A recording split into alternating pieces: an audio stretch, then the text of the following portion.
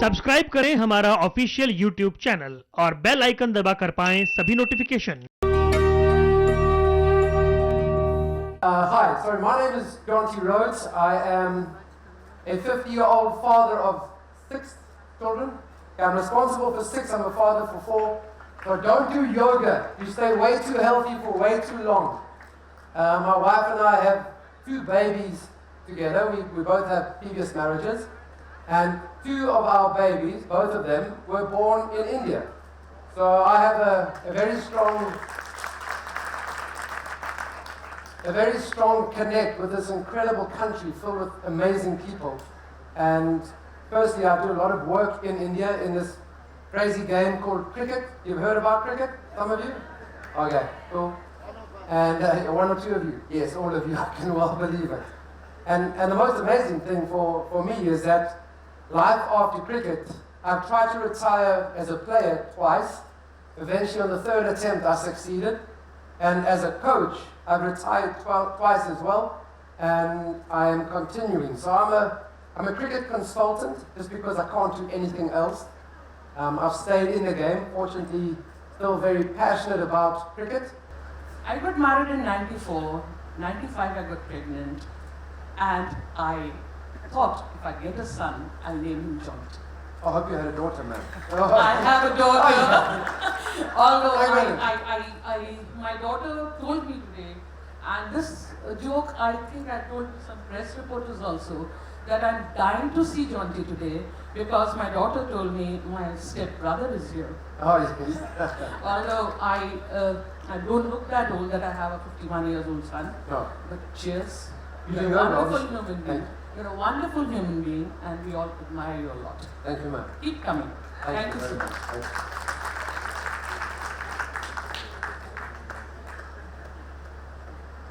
Yes, sir.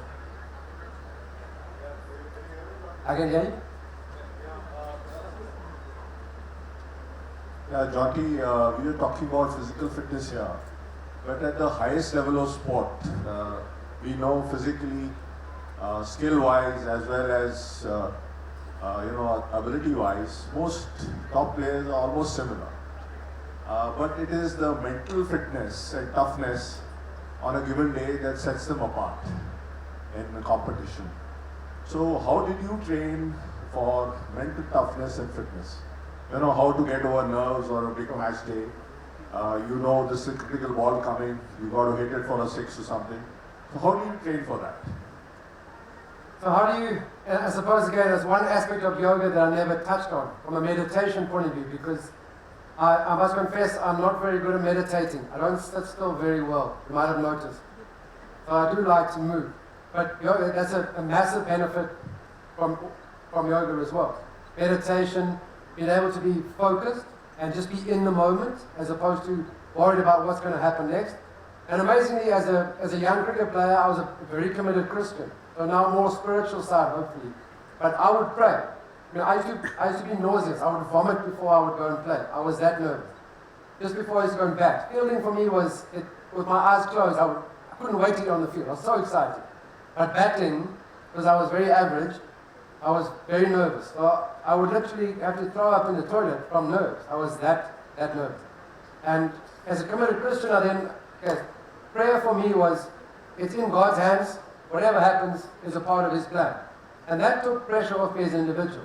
But spirituality is the same. It's accepting. And too often we talk about seize the day, as opposed to embrace the day. And that's another thing that yoga has certainly taught me. I wish I had access to yoga as a cricket player. Because if you're seizing the day, carpe diem. I mean, I was a big fan of Robin Williams and Dead Poets Society. He gets up and he espousing to these young pupils about how they must go forth and seize the day. And from my perspective, and I was asked earlier on, why did we name our daughter India? And for my wife as a yoga teacher, and with regards to her spirituality, she had a different reason. My reason was that as a Mumbai Indians fielding coach, I was based in Nariman Point, the Trident Hotel, and I like to ride my infield, badly. So I get out, turn right outside the hotel, and as you turn right, and I was here for 2 months. That's lots of days. Every day I turned right, Something different was happening. Every single day, the same side of the road, it was never the same. And that for me was a great experience, because if you come to India as a Westerner, you know, in South Africa there's 58 million people and we have space. In India there's over 1 billion people, there's not much space in places, especially in Mumbai. So if you come here with expectation or preconceived ideas, you're either disappointed or you're overwhelmed. India does that to you. It really is, it can overwhelm your senses. So that for me was a good lesson, because as I would turn out, whatever happened, I would embrace it. Because if you're trying to seize the day, especially as a young cricket player, you're trying to manipulate the world and the environment to what you believe is the right path. And it might not be the right path. And that for me, from that point of view, was that I wish I had access to yoga as a younger man. My prayer was spirituality, and that eventually released the load from me, because it was a case of, okay, I've worked. Then you focus on the process, not the outcome. And that's the difference. And I think that is an issue these days, because cricket is very outcome result driven. If you two batsmen, the one guy's averaging 30, the other guy 40, the guy who's averaging 40 who scores the runs, he's going to play. Outcome based. Whereas I see players who work incredibly hard, who put in amazing effort and don't always get the reward, because the bowler can bowl a good delivery, or you can drop a ball, it gets hit through you. So as a coach, I'm not looking at players' outcome. I'm looking at their process. And a lot of that process, from a meditation point of view or from a release point of view, allows you to play to the best of your ability. Because if you're concerned about the outcome, you really can't focus on the now. And that's where yoga, I really believe, can make a massive difference to a lot of young players today, from a meditation perspective, is that it does teach you to focus on the moment. And that I never had access to. But as a Christian, I was certainly praying and releasing it, and just wish that in South Africa if you were a Christian and you spoke about yoga, it was, well, it's not spiritually the right thing to be involved in. But fortunately with my wife, and I've just seen from a spirituality point of view, what a difference that can make in your existence. I was really blessed throughout my career, knowing it sometimes and not knowing it at other times. But taking the focus off the outcome and what is the process allows you to focus on the moment. So yes, meditation, I really was a nervous kid. Just maybe it was the jumpiness, I don't know, it was all this energy boiling over. But literally I was throwing up in the bathroom before I used to go and bat. I was that nervous. My stomach was in absolute turmoil. So meditation is an aspect of yoga that many young players could benefit. Okay.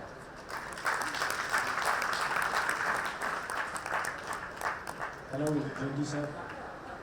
Oh, okay. Yes, sir. First of all, I would like to convey my highest regard and reverence to the world fantastic and bestest fielder ever produced. Thank you. My question is, you know, after seeing you, some of you interpost, you were bathing at Ramjula, Holy Ganges River. I realized a huge sense of spirituality inside you. So I would like to ask, what is the thing that made you to move India and Rishikesh again and again, and why you like the country very most? Thank you. Why do I keep coming back to India? Firstly, sadly, it is financially driven. I do come to work here. There's great demand for cricket consultants, whether it be commentary work or coaching work.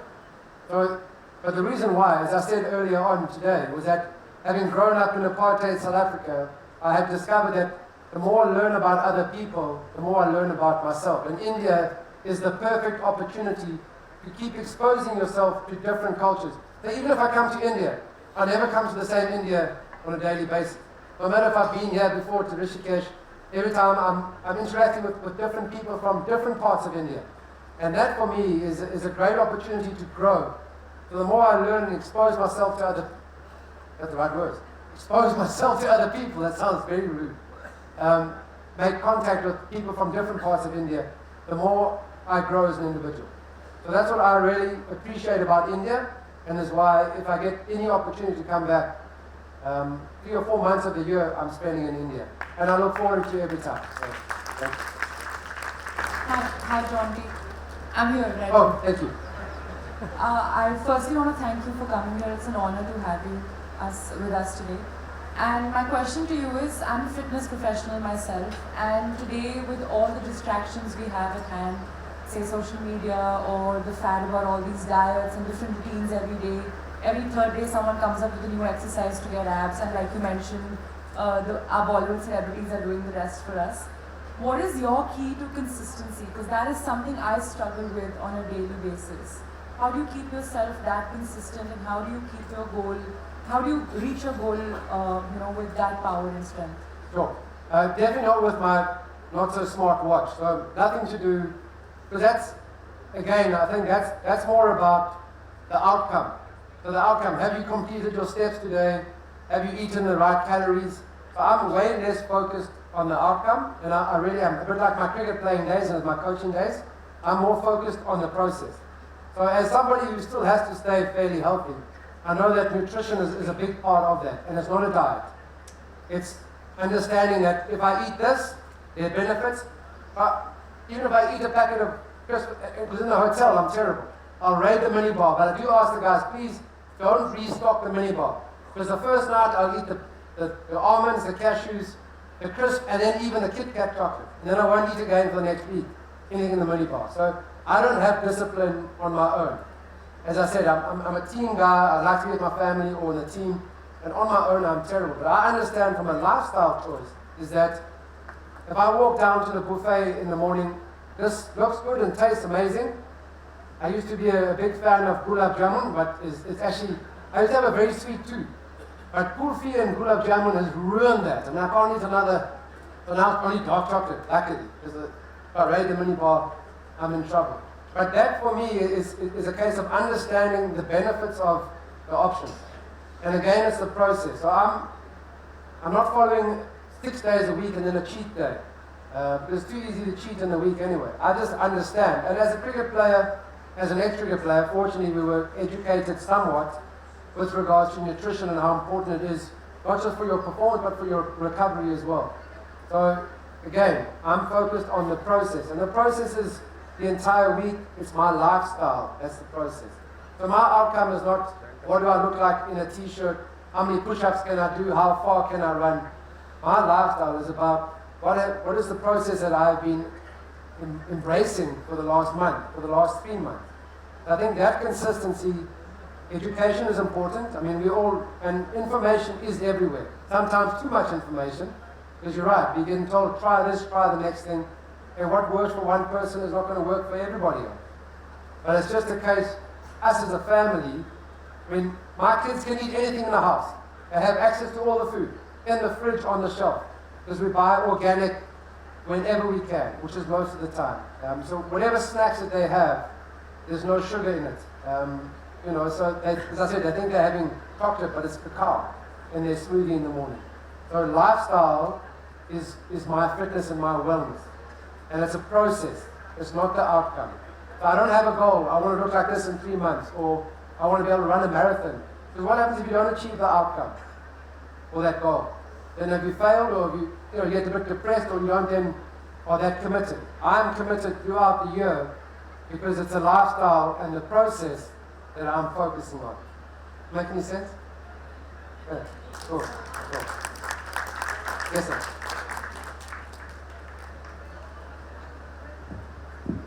Hi Jonty, it's pleasure for us listen to you.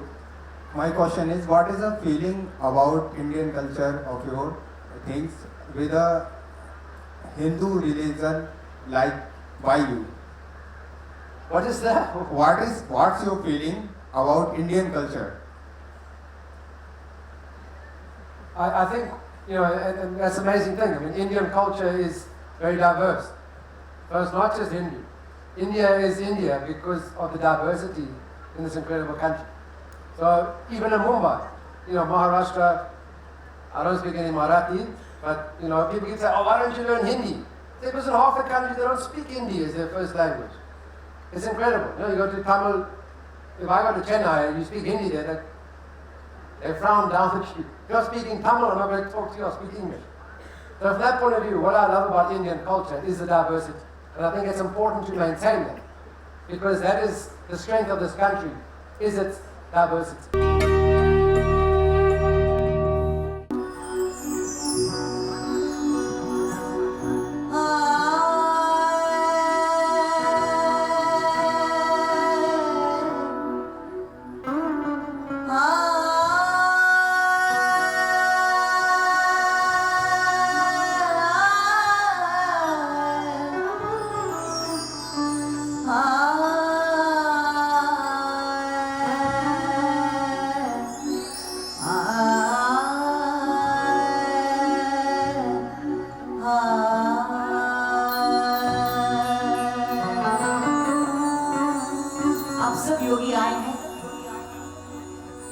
आपको दिल से नमस्कार।